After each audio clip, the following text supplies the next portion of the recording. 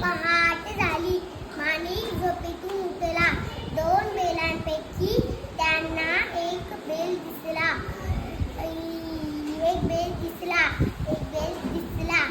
माणिकने बायकोला मारली. दोघे शोध घेतले, त्यांना काही बेल सापडली नाही. हिराबाई बेल चोरीला गेली होती. हिराबाई माणिक बेल बाजारात गेले. म्हणाले, हिराबाई अचानक हिराबाई ओरडली, अहो ते पहा आपला बेल. चोर घाबरला.